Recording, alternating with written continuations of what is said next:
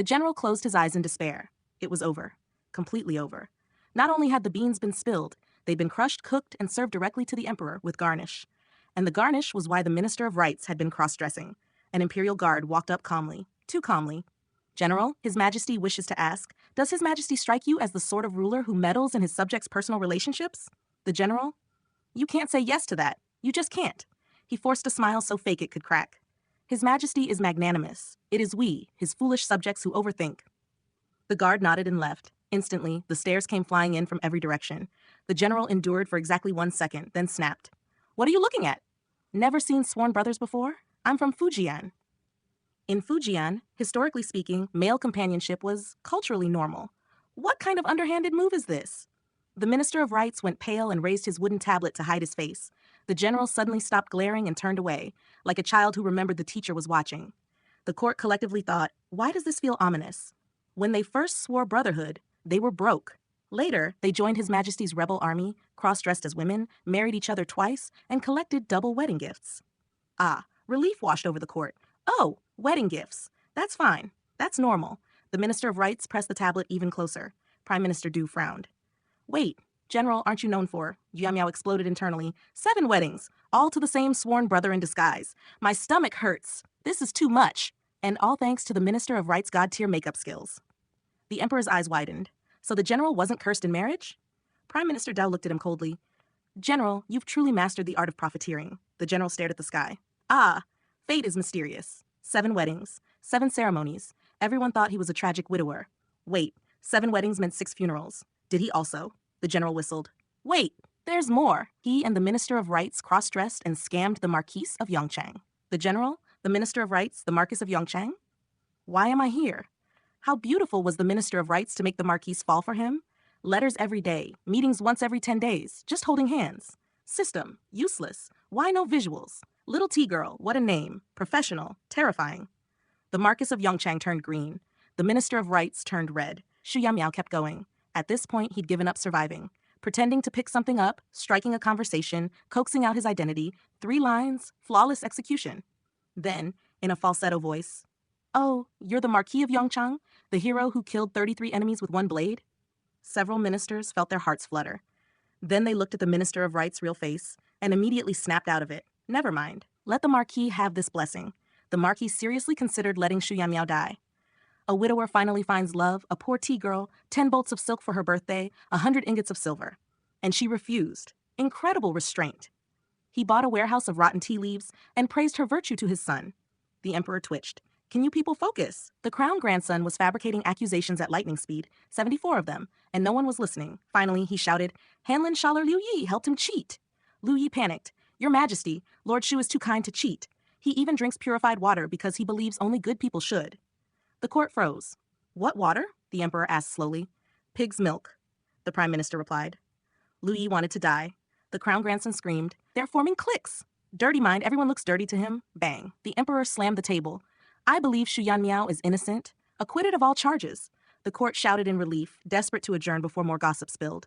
I object, the crown grandson yelled. The emperor's voice turned cold. Enough. You fabricated accusations. You slandered officials. Moments later, the verdict fell like thunder. Stripped of title, demoted to commoner, exiled to Yunnan. The crown grandson collapsed, dragged away screaming. Silence. Then the emperor turned to Xu Yanmiao, suddenly warm. Were you frightened? Xu Yanmiao bowed deeply. Thank you, Your Majesty. The emperor gripped his hands. You alone are worth 10,000 soldiers. Inside his head, Xu Yanmiao was already flipping records again. Politics is terrifying. Gossip is safer. The next day, the emperor announced a grand tour of the 9 provinces. Officials panicked. The crown prince cheered. I'll go. Prime Minister can stay. Prime Minister Do. Ministers immediately began fighting for spots. Accusations, counter-accusations, tactical sacrifices. Xu Yanmiao watched. This is better than drama. And just like that, the court prepared for chaos. Again. The Minister of Rights stays behind, the emperor declared casually, like he wasn't about to ruin someone's holiday. New Year ceremonies won't manage themselves. Once he's done, he can chase us. The Minister of Rights smiled. A loophole. From the second day of the new year onward, the entire Ministry of Rights worked like possessed ghosts. Sleep was canceled. Tea was weaponized. Freedom awaited.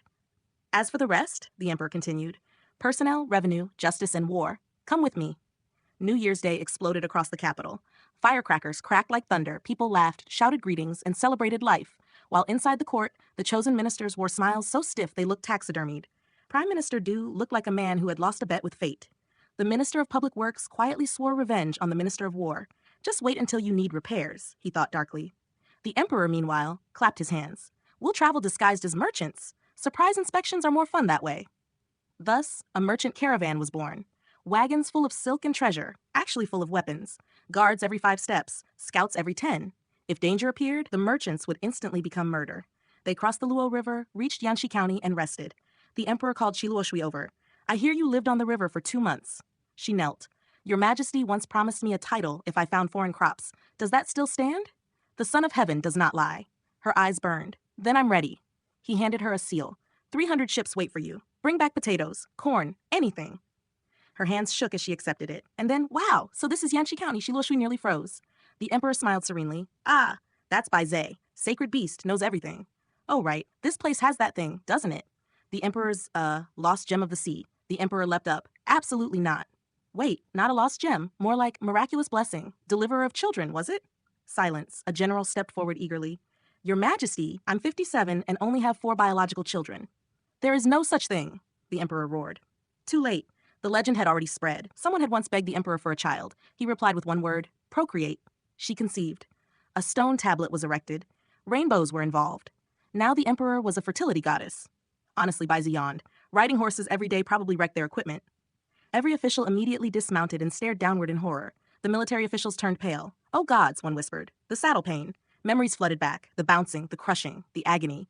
Hands covered faces, teeth clenched. Souls left bodies. Even the Emperor winced. Riding had been hell. That night, officials collapsed emotionally. One grabbed Shu Yanmiao, crying. Shulang, do you think this affects future children? Shu Yanmiao patted him gently. My condolences. System says no solution. Figures. More people fainted. Later, Shu Yanmiao wandered off. That birth stele, I really want to see it. Halfway there, he ran into the Emperor. Shu Yan, meow. Yes, Your Majesty? This road leads only to the fertility stele. I was just taking a walk. The Emperor sneered. You finished work and went sightseeing? Behind them, the Minister of Personnel is selling candied hawthorns. The Emperor turned. Sir, would you like some? Minister of War is selling flowers, with flowers in his hair. 3 flowers fell off. Minister of Justice is fortune-telling. Banner read, not accurate, no charge. The Emperor snapped. All of you? Come out. They shuffled forward, ashamed. At least, the Emperor muttered, the Crown Prince isn't here. Oh, he is. A beggar crawled forward, placed a single copper coin by the Emperor's boot. The Emperor kicked him. The beggar rolled dramatically.